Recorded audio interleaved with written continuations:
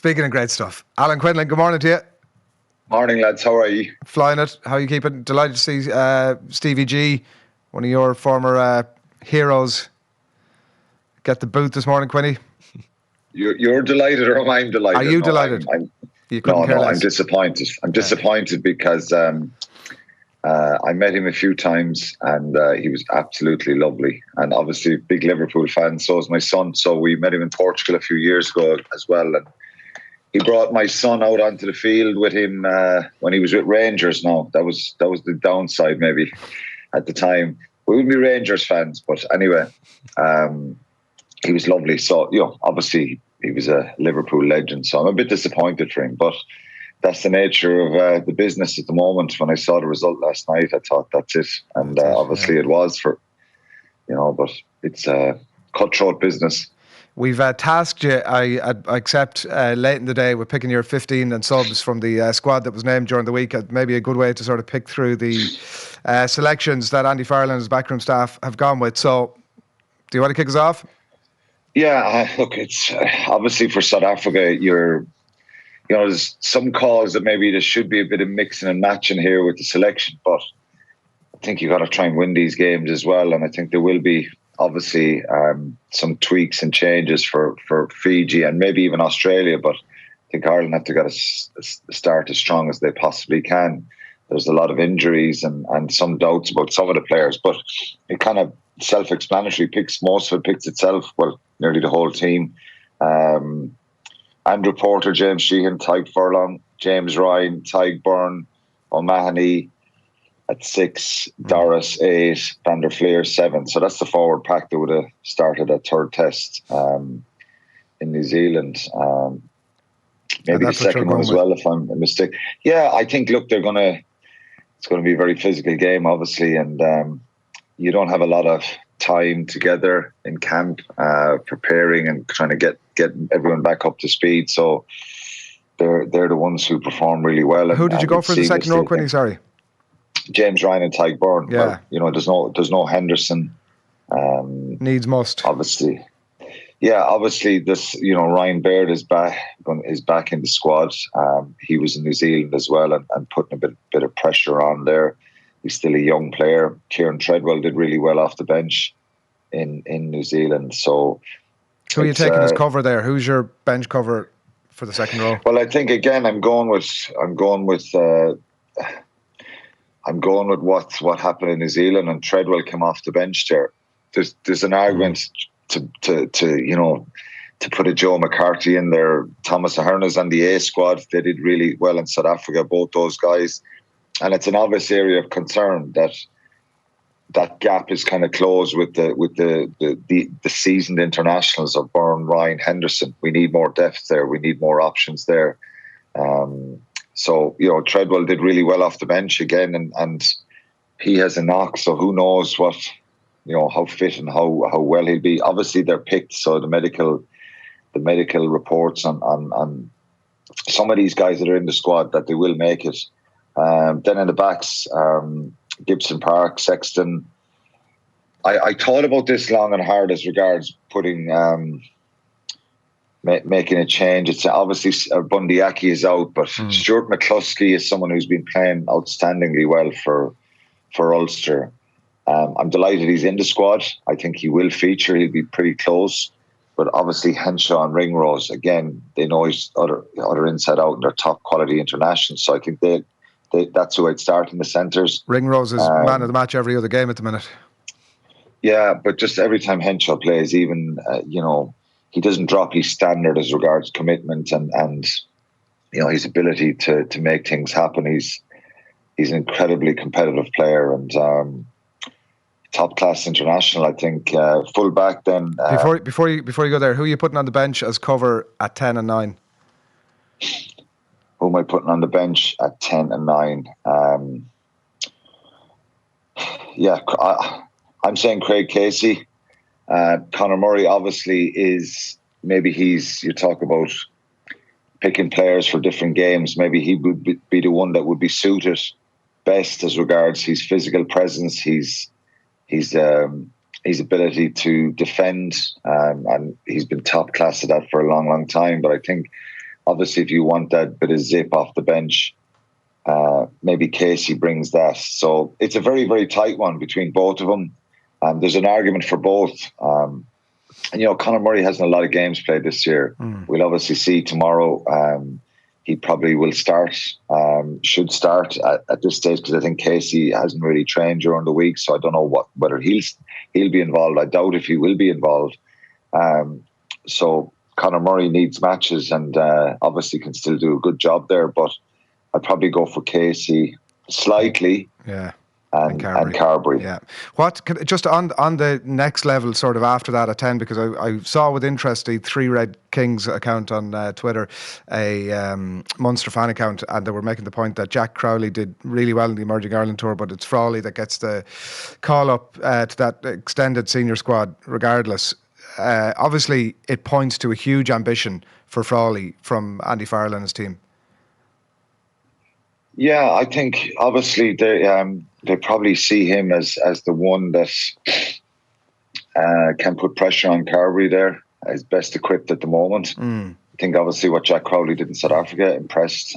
He did it again last weekend. We know he has that ability. We've been waiting for it. I think he was held back in Munster a little bit in the last couple of years. If he was in Leinster, he'd probably have 30 or 40 caps for Leinster now at this stage.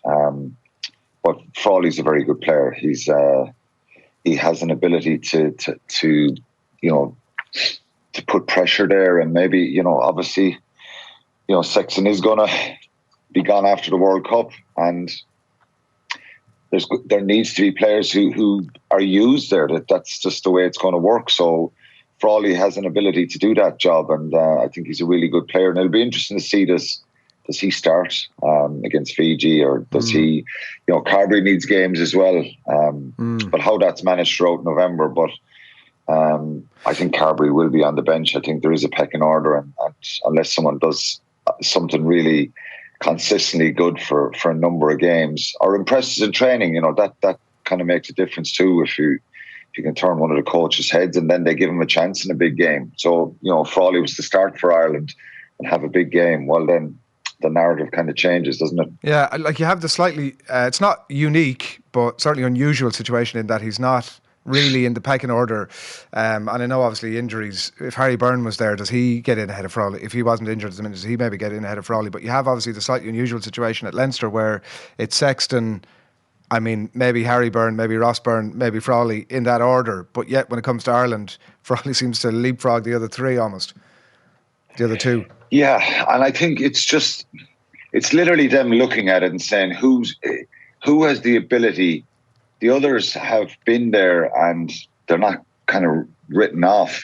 I think obviously Ross Byrne, you could argue that he had that kind of run in the squad for those warm-up games in 2019 where it went a bit pear-shaped for Ireland, and he was kind of suffered a little bit because of that. He's always played really well for Leinster and always done a good job for Leinster, I think. An unbelievable kicking. Yeah, I think they look at Frawley and I think they say, look, this guy has an ability to bring you stability, but also bring you that attack as well. And he's a physical player, he's strong, and maybe just think that he's the one that can step in there and close that gap. Yeah.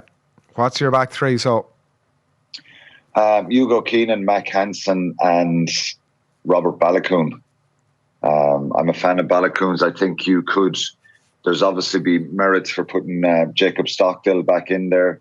I think he's obviously picking up an injury again. I started this season pretty well, out for a long, long time, and was a mainstay of this team a couple of seasons ago. Still very young and very, very talented. But I love Balakoon when he plays. I think he's such a balanced runner. He's so quick, and he's scoring tries. And Hansen can play on the left and put Balakoon on the right wing, and Hugo Keenan at full back. So even though they're down a number of players, there's probably the next level, and that depth in the back three is a little bit light. I just think that that's an incredibly exciting back three who can all run with the ball. Yeah, and some exciting propositions in reserve as well, with a couple of the young cap players. Calvin Nash, obviously one of those that continues to impress, and Jimmy O'Brien coming through as well. So lots to be excited about in that front. Yeah, Jimmy O'Brien has been brilliant, and Nash, I think. So it's good to see that, and it'll be brilliant for Calvin Nash. He's always had that talent. I stifled again a little bit in the last couple of seasons. He just needs to run, and he needs to get to that level and look at the likes of Henshaw, Ringrose, the way they do things up close. So it'll really benefit him being in that Irish squad.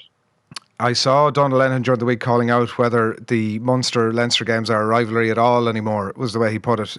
He went through the stats. Munster 1 win in 9 games. And they're obviously stacked with injuries at the minute, so it's an easy thing to say, well, Leinster are expected to win tomorrow, and that's that. But there's probably another side to that story as well, Quinny, the optimism, obviously, of what happened last weekend, and maybe it's a significant turning point in the road for this Munster coaching ticket particularly. It is. I think the concern is, on paper, Leinster, have dominated this fixture in recent years, and I've had to, people in Munster understand that. They understand that there's a gap. There was times in the last couple of seasons that we thought the gap was closing a little bit, but obviously with the start of this season, and I think in those 9 fixtures since Munster last won a league game in 2018, in December 2018, they've played 9 times. Leinster have won 8 of them. Munster won 1 game in the Rainbow Cup. And I think what happened last May in the URC and the Aviva probably hurt more than anything, and that was probably more concerning than anything, because number one, it nearly put Munster out of the playoffs, and 2, it was a second stroke third Leinster team that beat Munster, who were obviously missing some players themselves, but it was on paper it was a pretty decent Munster team, and they totally totally overwhelmed in that game and beaten by energy, quality, tactical nous, and Munster were incredibly flat. So it's been a painful situation for Munster, and I think the start of the season, probably the optimism kind of faded away again a little bit, and there's a lot of change there. But, with the new coaches coming in, I think we saw some glimpses last year against the Bulls, last week against the Bulls. And I think people, it's funny, some people were saying, well, the Bulls were useless, the Bulls were no good. And maybe there's some truth in that, but I think Munster executed so much better themselves. They had an energy about them that I think is a minimum standard. And, even if they made some mistakes, again, I think Munster fans were happy that there was a bit of fight, there was a bit of zip in their game, and, they were winning collisions against a very physical side. And then, a lot of players played really well. So it gives a little shot in the arm again, but you go to Dublin this week and you think that could be taken away. I just think it's really important that it's going to be a weakened Munster team. It's going to be a weakened Leinster team. You talk about the rivalry. The rivalry will always be there as regards, the history between the two teams, but expectation or anticipation of this being a really tight game. How many games back in the day could you say that this could go either way, Adrian? You know what I mean? And that doesn't happen at the moment. And that's just a reality. And obviously Leinster have a kind of their golden generation of players, and they've a lot of depth right across the board. And there's been question marks about some of the Munster players this year and the performances they've put in. So it's a daunting task, but I think Munster have to bring a little bit of fight. And I don't mean aggression as regards, being niggle. I mean just fight and passion themselves and try and build a little bit on what they did last week. Getting the result is, I wouldn't say it's out of their reach, but it's very difficult. But I think if they can build a little bit on the last week, certainly around the attack and forward dominance and stuff like that, not being dominated, and get their set piece right. There was things that people watched the last couple of weeks that was infuriating to watch. I'm sure it was hard on the Munster coaches as well, and probably the players in the reviews. But a couple of steps forward, and my fear is that they could take a step or two backwards. As long as it's not too many steps, I think it'll be okay. If you're to make an argument for Munster, Quinny, like Leinster, they look brilliant, but maybe not as infallible as they were this time last year. Rory O'Connor and Fiona Hayes were on Wednesday night rugby last night, and they were talking about Johnny Sexton being fairly riled up with the referee against the Sharks, and maybe that's something that Munster could do. Like the likes of Peter O'Mahony and Gavin Coombs are well able to rile up opposition players where needs be. Is that something that the Munster should be doing? There should be a little bit of niggle in these rivalry games anyway. So maybe something like that, and kind of picking on Johnny to use a better, want of a better phrase. That's maybe one way to go about it. Maybe. I think. I just think body language across the board. I go back to that game in May. Obviously Munster players were hurting from that game, but sometimes you got to show that hurt with your passion as well out in the field when you lose decisions. Even that Arsenal thing that was on Netflix, which was brilliant. I can't think of the name of it again. I was All or Nothing. I was watching that and I thought it was intriguing. I just think Arteta, one thing jumped out to me. He said to one of the players that just about the standard, that when they lose the ball, they don't look like they're bothered. And in one of these games that they lost, and I just think Munster need to have a little bit of that. They need to look like they're bothered more. That may sound quite insulting if one of the players was watching this or listening and say, well, I really cared and I am hurting, but you've got to show it. And you've got to show it. And Sexton shows it all the time. And it comes down to leadership. Now, you don't want 15-year players whinging and whining around the field. That's not the point here. But they have to show like that they're really frustrated by certain things, and that actually creates a bit of energy, a bit of drive, a bit of a spark in the group, and the crowd kind of get behind that as well at times. So, yeah, obviously Johnny Sexton has that incredible leadership as well, and he's been around, and his temperament has driven him to where he is. I think you start questioning referees and other players other than the captain. Peter O'Mahony can be very, very vocal and is well able to go at referees as well. You've got to get the balance of that right. But I just think right across the board, the players need to show a real kind of energy and really show that even though I know they want it, they've got to show that to people as well. And that sometimes is in your body language and having that bit of a poker face on that you're ready for the fight. I think it does make a difference. Some people say, well, maybe it does. It comes down to quality and you've got to execute. But I think if you go in pretty animated, obviously get the tone of that right, it'll help you. It's basically you're being the underdog, and most teams that play against Leinster are the underdog, aren't they? So you've got to go in. But I think they got to get.